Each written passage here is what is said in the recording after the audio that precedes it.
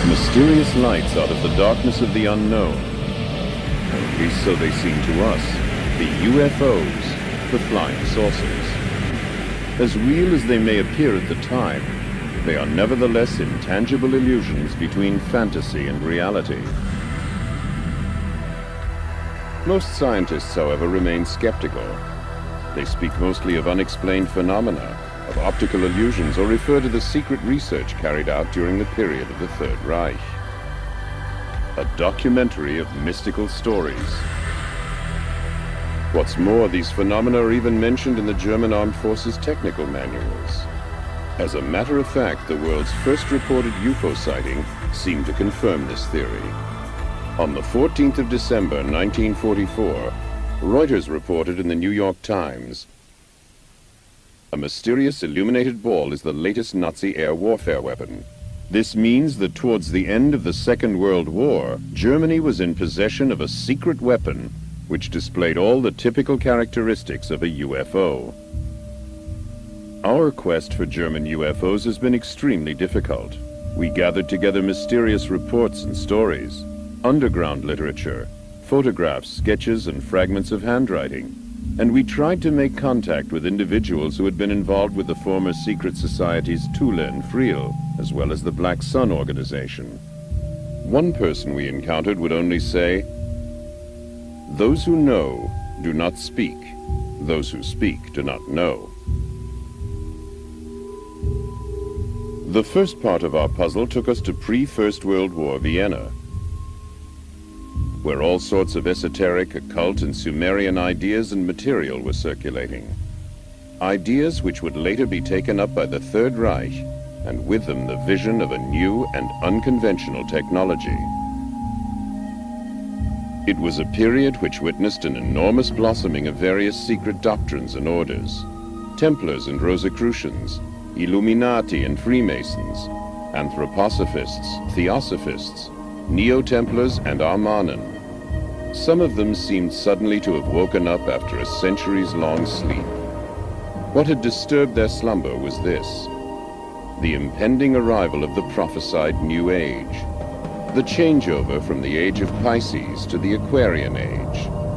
Every one of these groups felt themselves called upon to make their mark on the approaching era.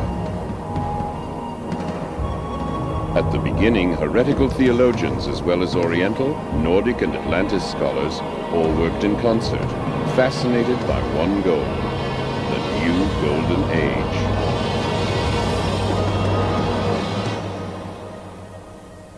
Transcending good and evil. From the beginning of time, this concept has triggered a conflict in the spiritual world, between light and darkness, between white and black magic, between occultism and wisdom. Our Earth and its spiritual dimensions, which are the thoughts of humanity, are the mirror of these conflicts. Each time every human being makes a decision, he is faced anew with the choice between two paths: the white road of unselfish love, or the black road of selfishness, which ineluctably leads to doctrine. Every individual who comes into contact with higher learning considers himself basically good. And yet, the two principles are still within him, obligating him to examine which thoughts and deeds he will use to serve which power. At the end of time, the twilight of the gods, he will realize that heaven and hell are our own thoughts and actions, good and evil our own invention. Then he can draw on this experience to make the journey home to completeness. The powers of darkness and light serve only one Lord, the creator of all things. They have the one goal of availing ourselves of the life experience to create a race of superior beings. Power without love can only lead to catastrophe.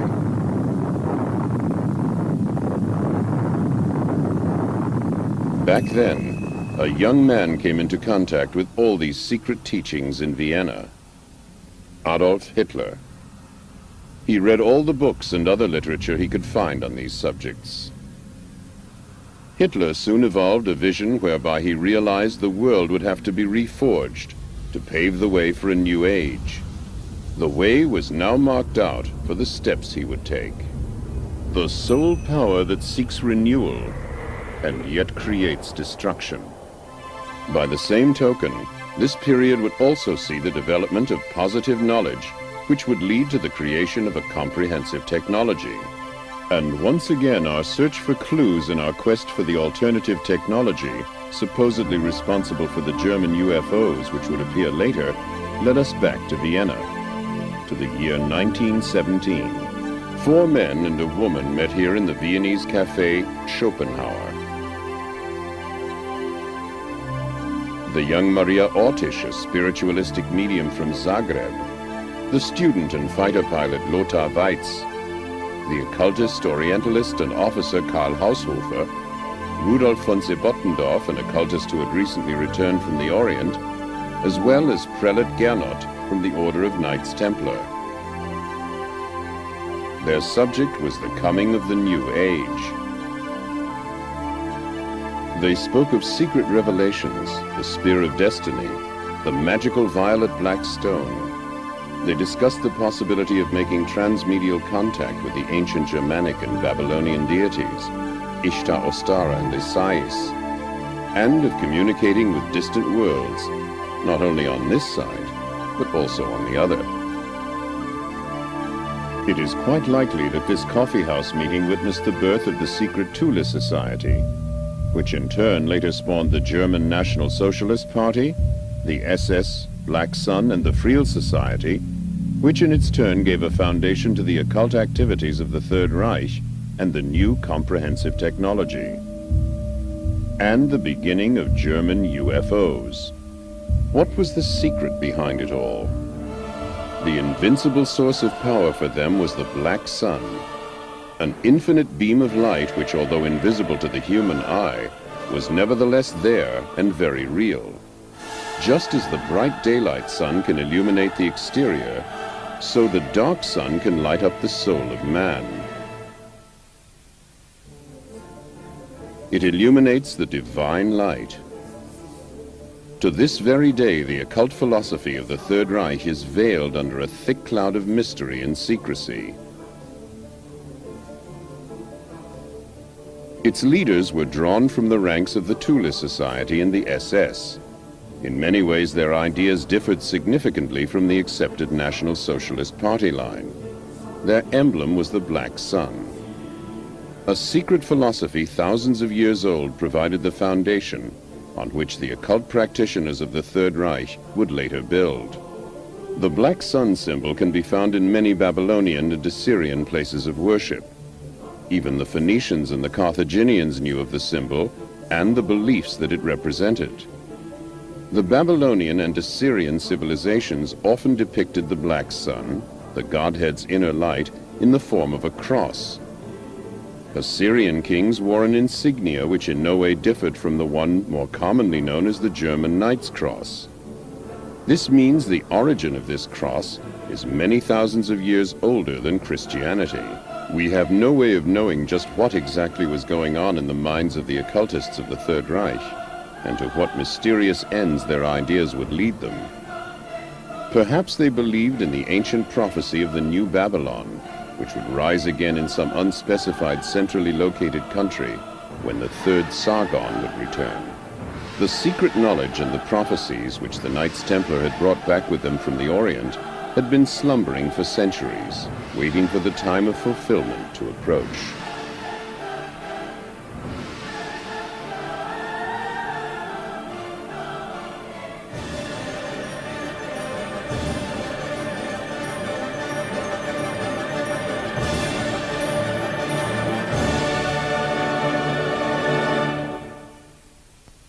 In 1919, von Sebottendorf joined with Karl Haushofer and Dietrich Eckart to form the Thule Society.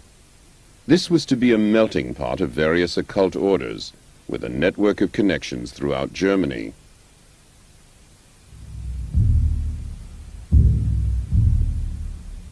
The center was to be in Munich.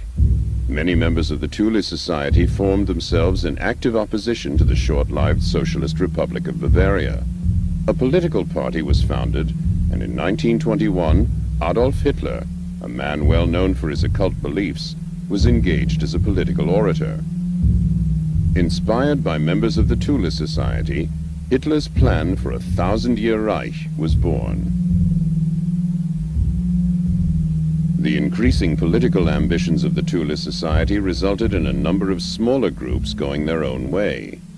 One of these groups was the Vril Society.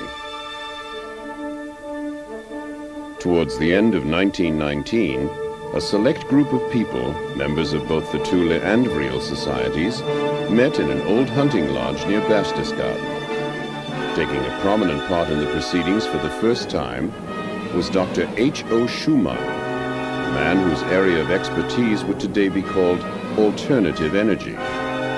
Nevertheless, the leading figure was the medium, Maria Ortisch.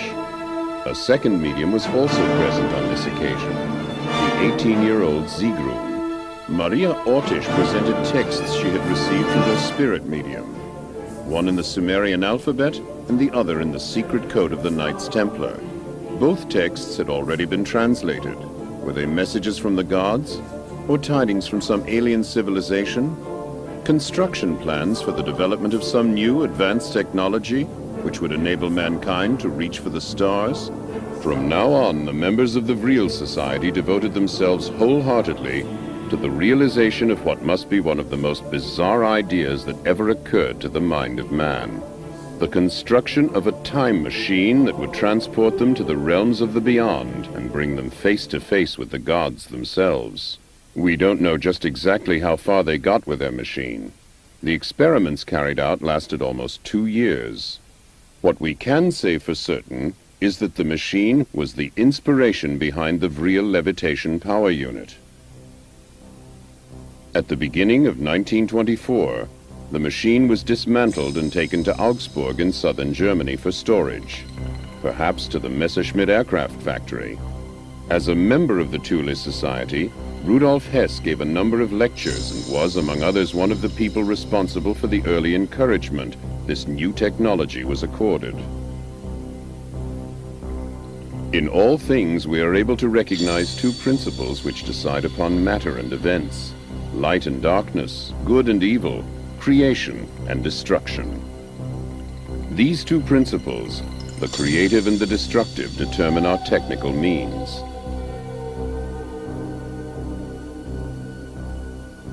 Another advocate of this new technology was Victor Schauberger. Your propulsion theory is a mistake. This statement was made by inventor Victor Schauberger, who was believed to be associated with these esoteric societies. It addresses one of the essential points of the issue. Nowadays, we would call this the search for an alternative form of energy. Back then, however, there was much more at stake, namely the quest for another science, a radically different technology. To put it simply, we could say implosion instead of explosion. The positive elements among the esoteric scholars of the Third Reich were aware that all divine creations have always been creative, never destructive. A technology which results in explosions and is based on the principle of destruction cannot therefore really be in keeping with divine intentions. All internal combustion engines, for example whether piston engines or rocket propulsion systems, work on the principle of an explosion, in other words with destructive capabilities. Their ultimate effect is sure to be destructive. The environmental damage meanwhile visited on the planet by the technology of explosion, including atomic energy, exhaust fumes, and so on, makes it quite clear that the call for a new technology, like the one under discussion back then, is clearly justified. Victor Schauberger's experimental flying prototypes worked on the principle of levitation. Esoteric knowledge played an ever-increasing role in the search for new sources of energy and motive power. Such research as there was particularly important in the development of electrogravitational and tachometric propulsion. This seemed to be at the very core of the alternative technology. the energy source of the future, cheap, clean, and independent of raw materials. Two special departments, U-13 and SSE-4, were set up to concentrate exclusively on the realization of this new technology. Die Intuition Johannes Keplers führte ihn zu dem Geheimwissen der Pythagoreer. Johannes Kepler introduced him to the secrets of Pythagoras. Victor Schauberger's vibratory theories tied in with the traditional teachings of Pythagoras and Johannes Kepler. The monochord, an acoustic measuring instrument used by Pythagoras, demonstrates to us how the universe was created using sounds, which we obtain through a division of the sides. The entire universe was created using this principle of harmonic resonance. Nach dem Prinzip der Obertonreihe ist der ganze Kosmos aufgebaut. Ganzzahlige Verhältnisse, Proportionen bestimmen den Aufbau der Materie. Auch im Weltall und in den Atomen. Das chemische Periodensystem der Elemente, die Mendelschen Vererbungsgesetze, die Blattstellungsgesetze bei den Pflanzen, auch der Aufbau der Kristalle und so weiter. Überall, wo wir mathematische Strukturen, Proportionen haben, kommen wir auf das Grundprinzip des Monochords, die Obertonreihe. Victor Schauberger benutzte die Mathematik des Monochords, um seine integrale Technik und seine Lehre von den inneren Welten, von den Schwingungen der inneren Welten zu entwickeln und auszubauen. Übrigens, seine Mathematik ist nicht euklidisch. Die Geheimlehre der Pythagoreer wurde von den Templerorden übernommen, aufbewahrt und überliefert. Und Victor Schauberger hat sich dieses Wissen zunutze gemacht, um seine integrale Technik zu entwickeln und ist so zur Implosion gekommen. Anhand des Energieplans der Natur sehen Sie hier das Alpha und Omega, den Grundton bis zu den Obertönen bis hinauf zum letzten Ton, so wie das ganze Universum aufgebaut ist.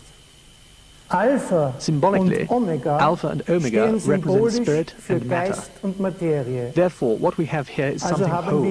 This knowledge therefore makes an all-embracing science possible. Diese Lehre macht daher auch is the utilization of the potential of the inner universe within the outer Inklusion ist die Nutzbarmachung des Due to the forces of energy Potenzials and der evolutionary inneren science, Welten und we've der been able to äußeren make Welt. great strides in the field of antimatter, Anhand der and with it do Energiebahnen away with the und der effects of gravity. Inklusionstechnik gelangen wir in den Bereich der Antimaterie und damit zur Aufhebung der Schwerkraft.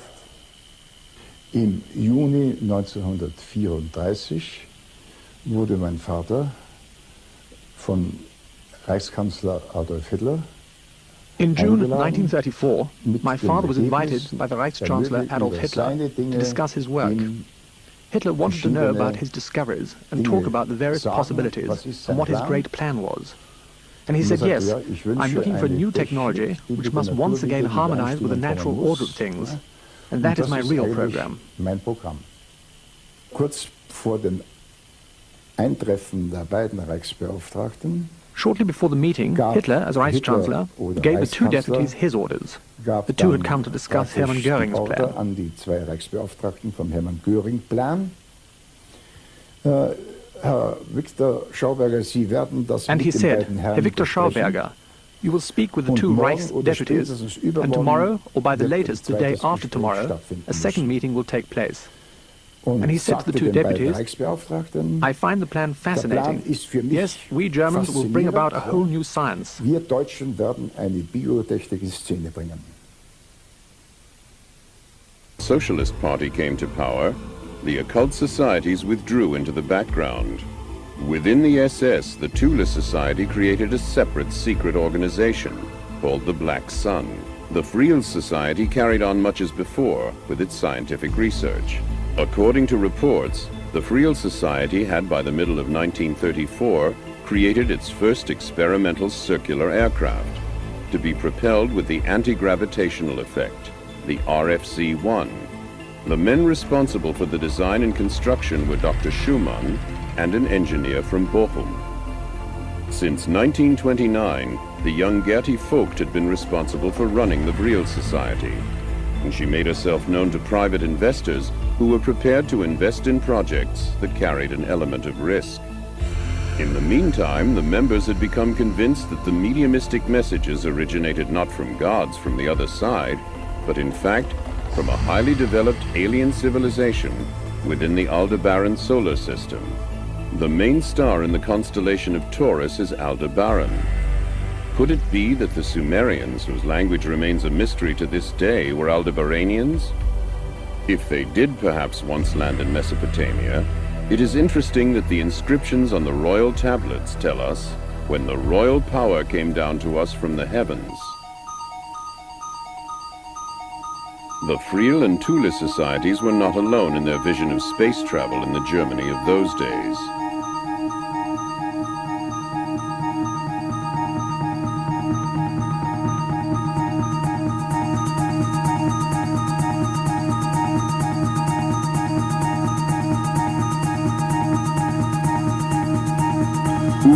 The German national film company, released a motion picture called The First Woman on the Moon. The first space rocket was then built by Werner von Braun and Hermann Oberth with UFA movie money. Many German scientists studied the possibility of traveling to the stars. Before the end of 1934, the Friel Society had built its first light aircraft, the RFC-2 round aircraft.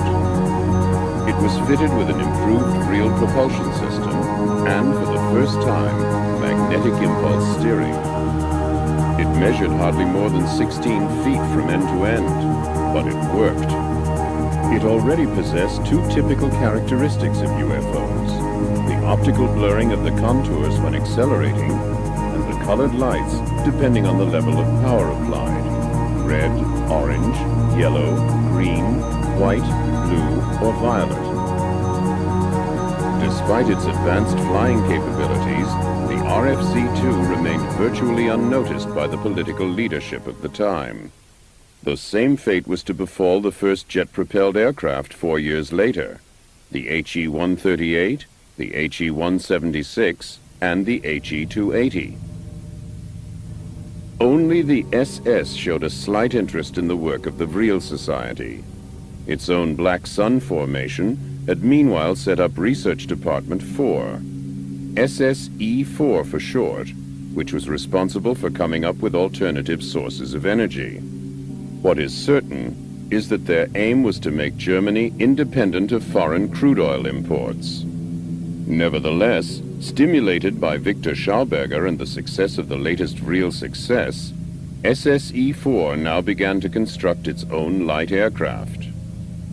Using Captain Hans Kohler's tachyometer converter as a basis, and appropriating many Friel components, they developed their own Thule aero engine. Towards the end of 1938, they had constructed a small propeller-driven light aircraft, the RFC-4, with the express purpose of observing how disc-shaped objects behave in flight. By 1939, the SS had already built its RFC-5, the first long-distance aircraft measuring more than 65 feet, and with the mysterious name Haunebu-1.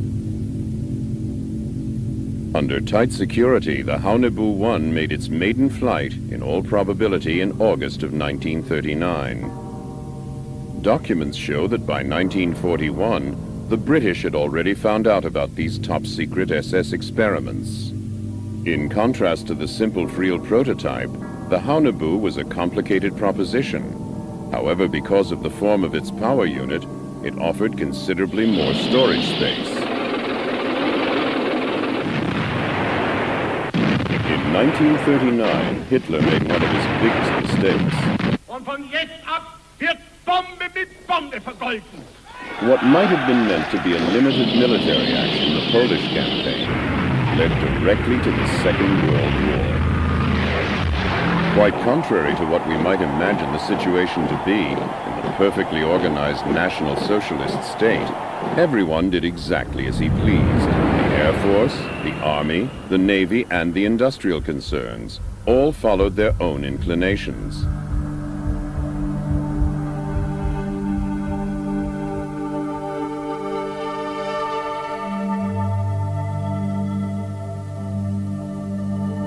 Competition for armaments contracts became intense.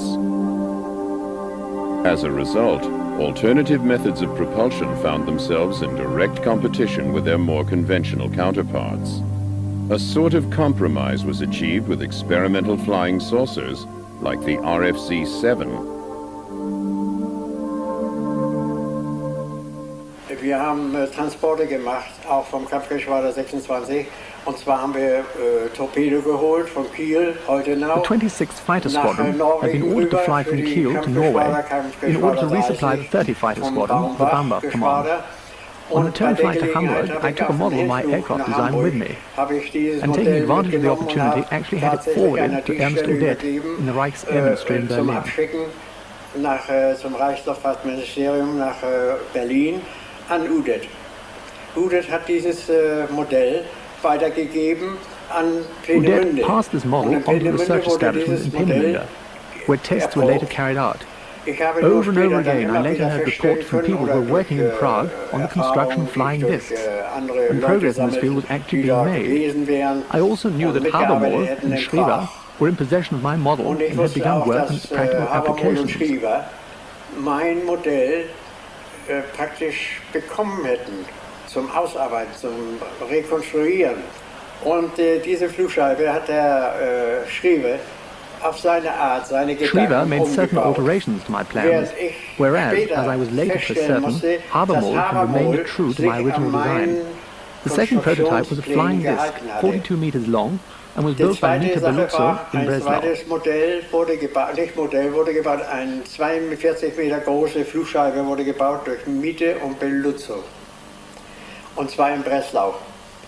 Und diese Flugscheibe sollte dann, This flying disc, as I discovered, was flown to Spitzbergen in Norway and should have returned to Reichlin on a directional beam with an unknown transmission frequency and code word.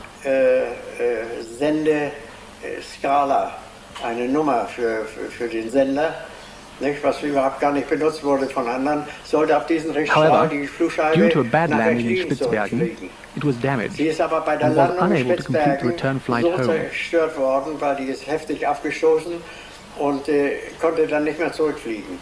After that, I drove into the hills just outside Prague, where the secret testing ground was supposed to have been located. I had my Leica A camera with me, when suddenly I saw such a flying saucer. I was wounded at the time, so I know that it was November, December, although the test flight was not due to take place until the following February. Someone had made an unscheduled test flight, and this is what I saw coming towards me. It had no wings, absolutely none. I took a photo and wound on the film, but it was already directly over me. Then I took a second photo, and I could see that it was a flying gyroscope, a flying saucer. Eine Flugscheibe. Apart from the conventionally powered flying saucers to be seen at this time, there were indeed other UFOs cruising the skies. A small Vril RFC-2 had been in service as a reconnaissance aircraft since the end of 1940. This rare photograph shows an RFC-2 in the skies over the southern Atlantic, on the way to a rendezvous with the auxiliary cruiser Atlantis in the waters of the Antarctic. Individual sightings of the first RFC-6 Haunebu-2 were also reported. In July 1941, work began on this Schriever-Habermohl flying gyroscope, a jet-propelled vertical takeoff light aircraft. By the end of 1942, the first practical tests could begin.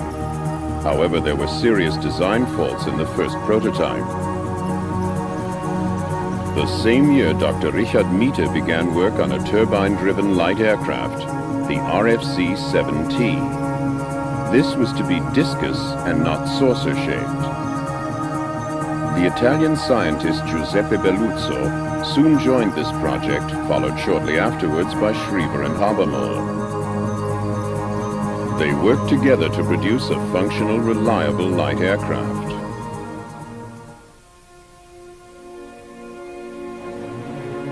And so, on the 17th of April 1945, Richard Mita was able to report to Adolf Hitler, "Today, under my direction, and in the presence of 3 Luftwaffe officers, the V-7 was tested in the skies above the Baltic.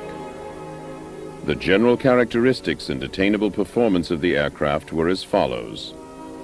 The V-7 was a supersonic helicopter fitted with 12 BMW 028 turbo aggregate engines.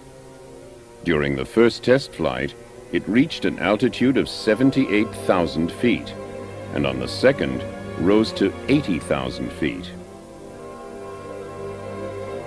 The craft can in principle be powered by unconventional energy sources. My background includes remote sensing technology and the exploration of the UFO phenomena.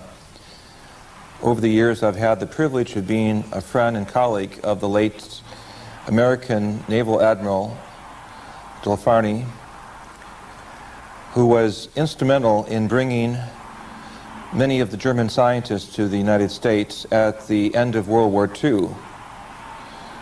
As many of you know, there was an executive order given by President Truman in August of 1945, August 15th, 45. And in March of 1946, the State Naval War Committee authorized the collection of German materials relating to experiments of high technology. The operation known as Paperclip was to bring sequestered German scientists privately to the United States in the hope that the Americans could begin a quick start, a catch-up in the areas of V1 and V2 testing. Clearly, the Germans were involved with the building of what many allies considered miracle weapon systems. And so I have had the opportunity of looking very carefully at the documents that detail 2 histories. One, the building of the first space city on planet Earth known as Peenemünde, and the bringing over of some of the best technical and scientific experts in the world, headed by Dr. Wernher von Braun, which led to the placing of man on the moon.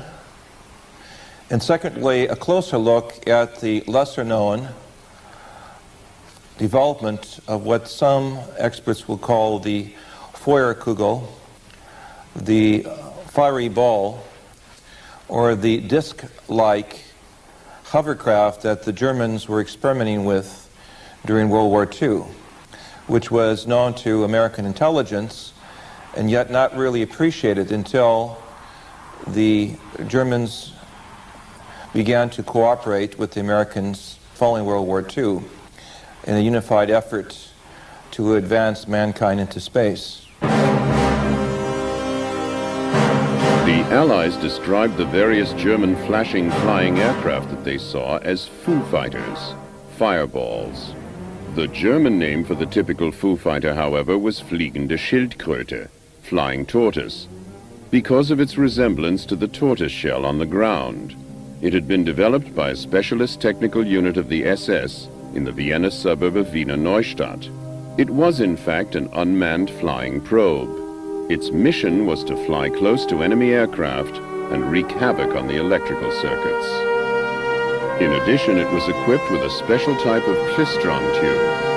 The SS spoke of death rays. I was a fighter pilot in World War II. I served a career of 24 years as a fighter pilot in the United States Air Force. But I was a young fighter pilot in World War II, and I was a captain in the Air Force near the end of the war.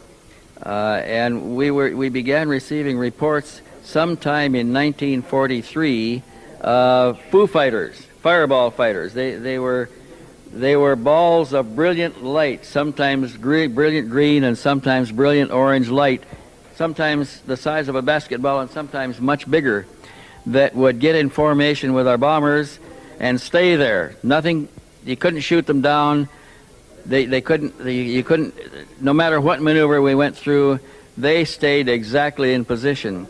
I had friends who reported these balls of fire appearing outside of the cockpit of a fighter aircraft only 10 and 15 feet away, and they did every maneuver they could think of, dives and rolls and everything, trying to get rid of this ball of fire out there, and it remained in exactly the same position no matter what they did. This represented a technology far superior to anything that we had encountered anywhere on the planet before. We thought these objects were being manufactured by the German government because they were our opposition at the time, and we thought they had discovered some new technique because we had already experienced other instruments, other vehicles that passed through the bomber formations at very high speed that also had glowing tails. We had close approaches of disc-shaped craft, not as close as one would like, but following bomber formations. We knew that the rockets had been perfected, and we thought that most of these were simply a further extension of this rocket technology, and we believed that they were all being produced someplace by the Germans.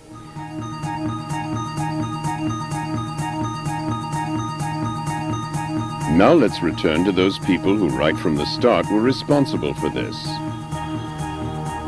In the winter of 1942, a new light aircraft circled the Friel testing ground, the Friel 1. A single-seater with an overall length of 36 feet. In other words, the dimensions of a fighter aircraft, which was what the Friel was intended to be. This also holds true for the armaments. 3 30mm caliber Mk108s and 2 MG17s. While the Friel 1 was being developed and constructed, significant strides must have been made in the attempts to make transmedial contact. There were definite plans already at hand for the construction of a much larger aircraft, the Friel 7.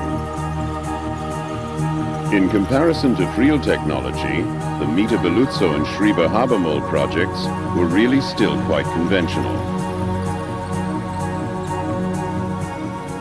The hybrid use of this technology, some investigators believe, led to the development of the commonly recognized spacecraft known as the Beluzzo, the Schreiber, the Methe systems. The first, the second, and the third prototypes of which we see here represent the most commonly seen and observed spacecraft worldwide since 1947. The documentation and personal experiences with many of the German fuel experts, however, suggest that as early as 1935, the Germans were aware that there was life and technology in the universe, and were at least indirectly aware of the possibilities of building their own saucer craft, which would make them basically the first to have opened the window to contact with other areas of higher evolutionary intelligence.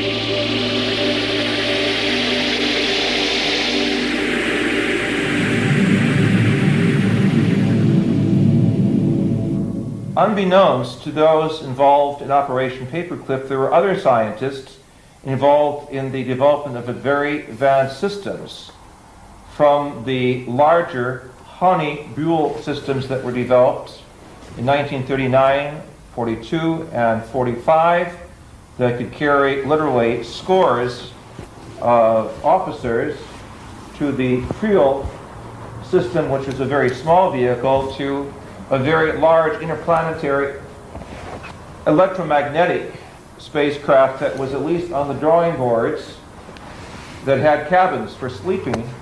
We have a prospect of a vast system that made use of underground facilities for the preparation and launching of these most unique saucer craft that literally baffled the Americans and the British. The SS, however, had a more audacious plan. There were, at least on paper, plans for a giant Haunebu spaceship with a diameter of over 400 feet. And if the reports are correct, there was even a 230-foot-long Haunebu 3. Just before the end of the Second World War, Department SSE-4 planned to build its own gigantic UFO space station. It was to have been assembled in the old Zeppelin hangars. Its name, the Andromeda Machine. Weights of more than 100 metric tons wouldn't have posed any difficulty to the real gravitational engine. Where did the inspiration come? If we look back at the history of the ancient Near East, keeping in mind that the German philosophers were some of the best Orientalists, the work of Friedrich Delitzsch, who was one of the foremost Assyriologists. In his book, Bibel und Babel, the study of Babylon and the Bible, we acknowledge a reference to flying spacecraft. We have the same concepts in the Sanskrit traditions of the Vimana. The Germans were clearly well aware throughout the history of some 12 to 6,000 to 3,000 years, depending upon Oriental and Near Eastern history, that these craft did exist, and thus began in the 30s a very intensive effort to try to look at these exotic systems that could cross, as it were, the space barrier and open the window to contact with other worlds. It's this very unique scenario, the contact with other worlds, that is the most important part of the history of the Third Reich. For how does this type of experiment arrive on the scene? That is to say, the genetic experiments. How does this type of experiment arrive on the scene? That is to say, the ability to come up so quickly with such a vast category of different space systems of flight and navigation. How does this system of a global science, that is to say, that gives German experts the ability to make expeditions to Kashmir and to the South Pole, suddenly appear on the scene? Obviously, there are higher connections. Many expeditions were mounted before and even during the war. Not just in the Near East, but also as far afield as South America, such as this one led by Edmund Kiss. And in the remotest regions of Asia, under the leadership of the famous Swedish explorer Sven Hedin. It was the search for traces of a higher knowledge.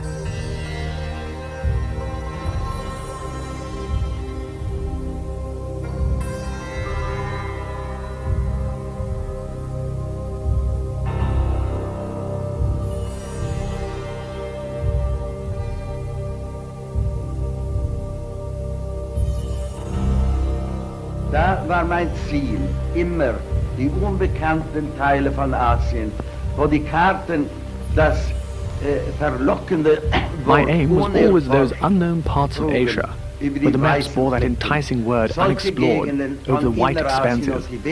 Such were the areas of Inner Asia and Tibet that I've always sought out. That is to say, I've always had a feeling and a belief that in the middle of the desert, where there was not a soul to be found, and where there were no roads, perhaps there could I discover traces of some ancient civilization.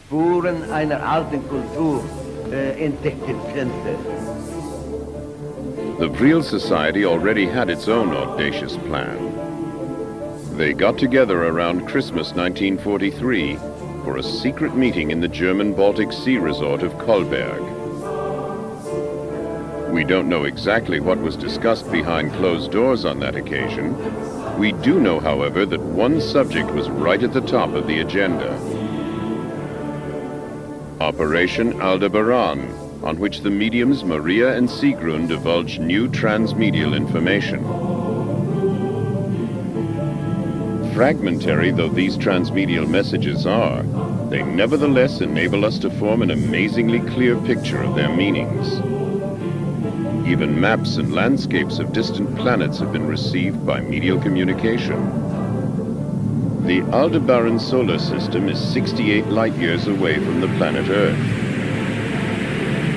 The magical medial telepathic agencies of the Thule and Friel societies have this to report about it. The sun, Aldebaran, has 2 inhabited planets circling it. The 2 together go to make up the Sumerian Empire. On the 3rd and 4th of January 1944, a meeting is believed to have taken place between Hitler and Himmler. The subject of their discussion, the Friel project, the projection of a huge Friel spaceship through the dimensional channel. In other words, a tunnel that was independent of the speed of light to Aldebaran. If we look at human history, we see throughout the documents of Sumeria, of Ebla in Syria, even the Old Testament book of Ezekiel, chapter 1, speaks of the wheel within the wheel. So there is very clear evidence of higher and parallel evolution throughout human history. However, it is very clear that the major impact of UFO technology did not occur in 1947 at Roswell, but rather earlier, by some 10 to 12 years in the area of Germany. And on the basis of looking at documents and talking with former scientists who worked in Germany during the war, it is clear that many of the officers saw UFOs in the sky over Germany during World War II, and even in the region of Pindemünde, where the first experiments took place, there's clear evidence that there were advanced electronic eyes and ears that were watching very carefully the German scientific developments. Clearly and logically, Germany would be the most unique place for a contact that would be made by higher intelligence, since it was in the leadership of the scientific industry in the 20th century. Clearly, it was the place where some of the best scientific minds were assembled in the world.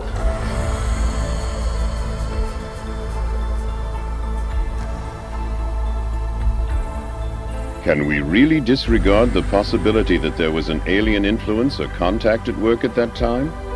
What could this structure, photographed on the Friel testing ground in the autumn of 1943, possibly be? A Friel 7 engine being tested? Possibly. But mightn't it also be a spaceship from Aldebaran?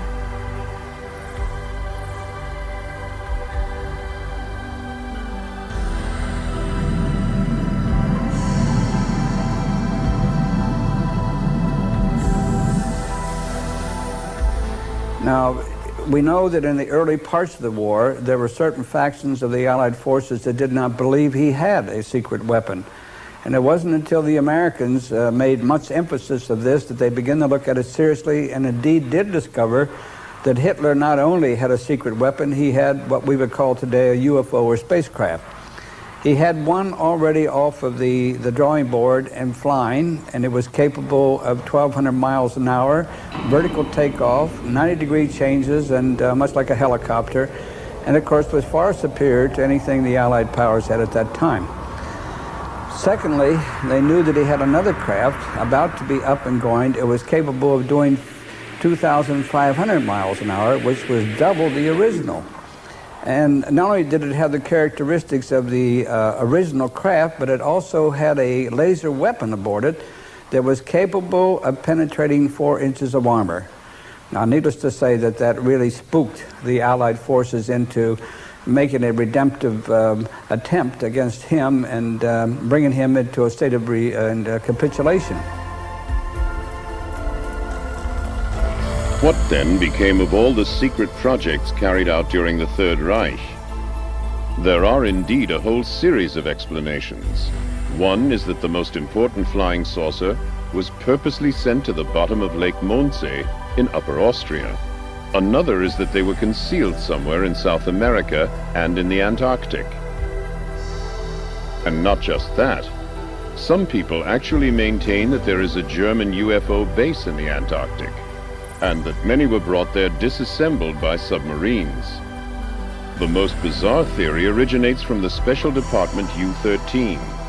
German UFOs are said to have traveled back in time as a result of entering a strange space-time discontinuity, where they were then received as the white gods of ancient Sumerian and Babylonian legends. Amazing tales. There is, however, something concrete to go on. Why did the Allies under Admiral Byrd mount an invasion of the Antarctic? I would like to say that among the many scenarios, of course, was the reality that there were some 30 missing German submarines that came from Baltic port areas at the close of World War II. These submarine systems had the Walter snorkel system, which allowed them to stay under water for weeks at a time. And this advanced technology made the German U-boats some of the finest in the world at that time, as acknowledged by U.S. naval documents. It is conceivable that some of this advanced technology could have been put on the submarines, spirited out, and with the snorkel system could have made for Argentinian ports and even the facilities there in Queen Maanland or Neues Schwabenland. I say this as a strong possibility, having seen the film that was made in 1947 with Admiral Byrd and Admiral Wood. I had the opportunity to actually see portions of this film, and what struck me was the fact that there was a significant military contingent that went down to Antarctica with Admiral Byrd. Why was it necessary to bring some 4,000 soldiers, a battleship, an aircraft carrier, and a support team to go into an area if it was purely a geological/geophysical exploration? Clearly there were other unknown factors there, and it was up to the Americans to see if they could acquire this missing technology. That is one scenario. After a few days, however, and the loss of an undisclosed number of aircraft, the operation was abruptly terminated. What happened? What mysterious opponent could have repelled the Allied invasion so quickly and decisively? Could it have been the few remaining members of the German armed forces? Or perhaps even aliens from Aldebaran? Admiral Byrd later explained to the press that in the event of another war, the hard facts were that we would have to reckon with an attack from aircraft that could fly from pole to pole. Later reports indicated that Admiral Byrd was given 8 months and unlimited funding to go in and pull this thing successfully off. But we also know that within 8 weeks he was totally defeated. Now, the supposition at that point was that there was an advanced civilization and technology, most probably alien. There were with the Third Reich and the SS who was in Antarctica, and that those great and developed technologies were used to defeat Admiral Byrd. Throughout the world, in the ancient manuscripts of lost civilizations, we are confronted over and over again with tales of space-traveling gods who visited our planet to prepare mankind for a new age of knowledge and wisdom that would come about as a consequence of the next evolutionary step. The occult secret societies of the Third Reich knew of these traditions and sought ways to make contact with these space-traveling gods who had first arrived in Babylon all those centuries ago.